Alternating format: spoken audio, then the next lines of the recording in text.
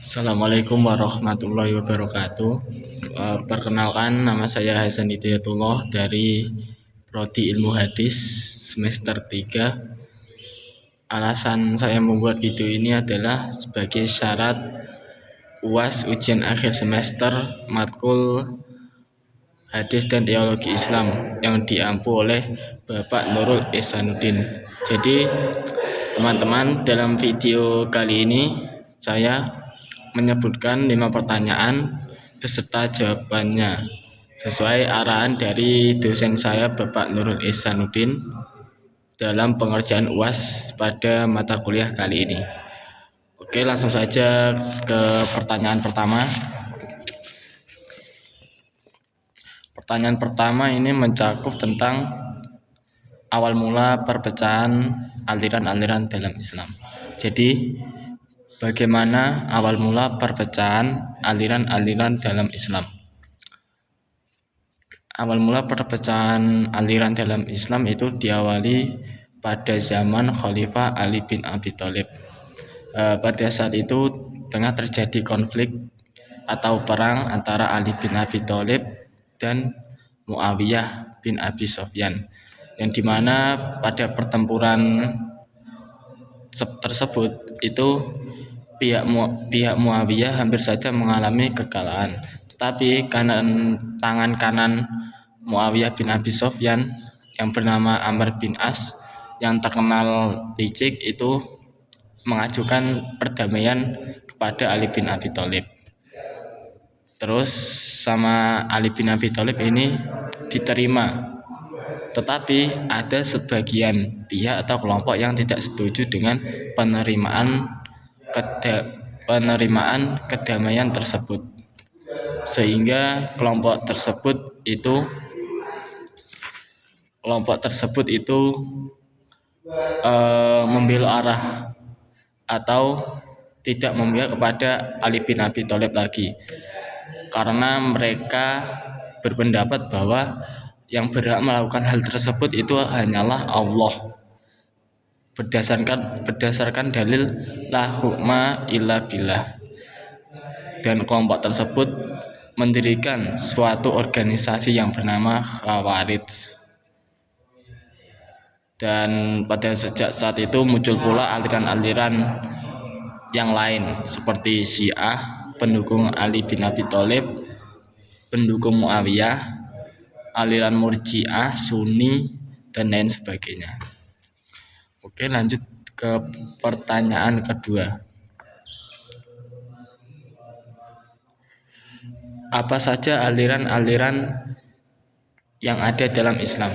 Sebenarnya aliran-aliran dalam Islam itu banyak sekali, seperti Khawarij, Syiah, Sunni, Jabariyah, Murji'ah, dan sebagainya. Di zaman saat ini seluruh aliran tersebut itu masih ada atau sekte-sektenya masih berkembang. Tetapi yang dianggap benar, yang dianggap dengan sebutan Ahlus Sunnah wal Jamaah itu cuma satu, yaitu aliran Sunni, karena dalam perilaku mereka itu menganut sunnah Nabi Muhammad SAW. Mungkin seperti itu. Lanjut ke pertanyaan ketiga. Bagaimana kemunculan Sunni dan bagaimana doktrin-doktrin Sunni? Jadi Sunni ini muncul berkenaan dengan aliran Khawarij, Syiah, dan lainnya pada saat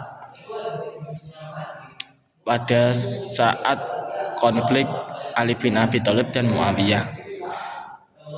Ketika terjadi konflik atau perbedaan pendapat antar golongan, yang dimana itu memecah kelompok, yaitu Khawarij, Syiah, pendukung Muawiyah.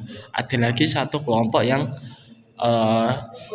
tidak perhatian dengan konflik tersebut. Mereka memilih menjalani hidup dengan pedoman Al-Quran atau Sunnah dan memilih hidup zuhud, tidak bercampur dengan konflik tersebut. Nah, aliran ini dinamakan Sunni. Itu yang saya tahu. Nanti teman-teman bisa baca lebih dalam lagi. Terus bagaimana doktrin-doktrinnya?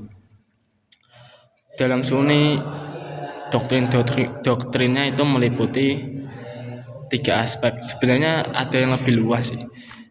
Tapi yang saya temukan itu hanya 3 aspek ini: akidah, fikih, serta tasawuf. Dalam aspek akidah, Sunni berpedoman pada 2 mazhab, Asy'ariyah dan Maturidiyah. Asy'ariyah ini didirikan oleh Abul Hasan Al-Asy'ari. Mazhab ini itu berada di tengah-tengah kaum rasionalis dan kaum tekstualis. Mereka berpendapat kalau sifat-sifat Allah itu harus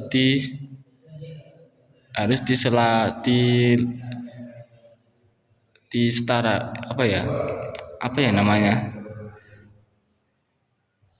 Mereka meyakini sifat-sifat Allah sebagaimana dalam ayat-ayat Al-Qur'an.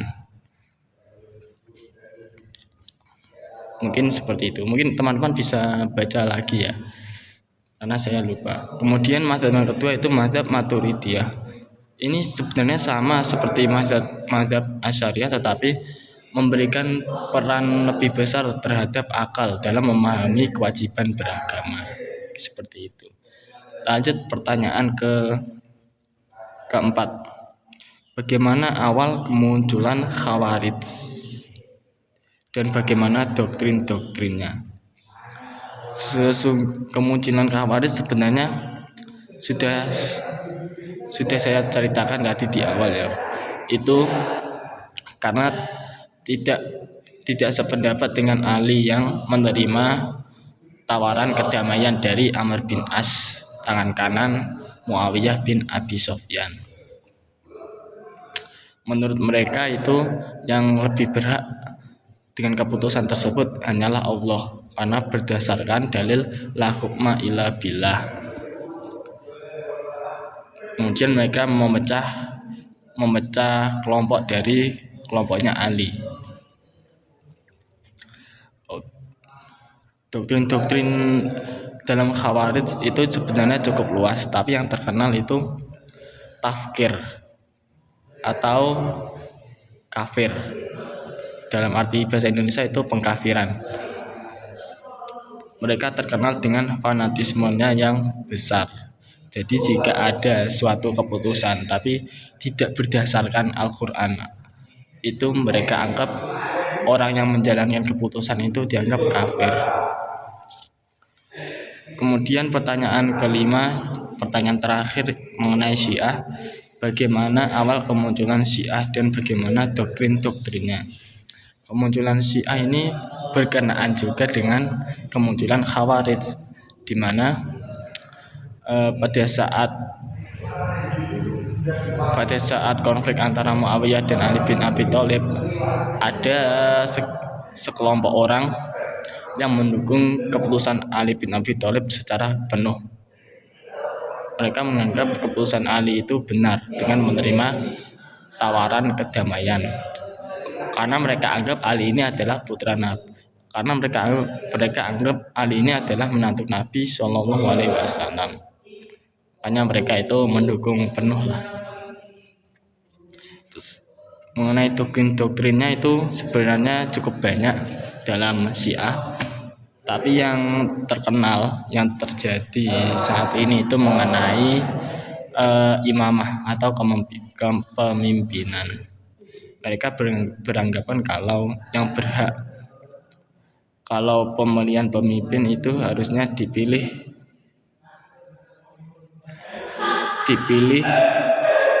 berdasarkan Al-Quran dan hadis.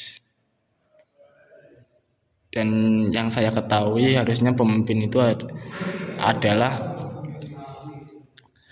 pemimpin khalifah itu adalah yang berasal dari keluarga Nabi Muhammad. Sehingga dalam pemikiran Syiah itu mereka menganggap kalau Abu Bakar, Umar, Utsman itu tidak ada. Mungkin seperti itu. Terima kasih atas perhatiannya. Wassalamualaikum warahmatullahi wabarakatuh.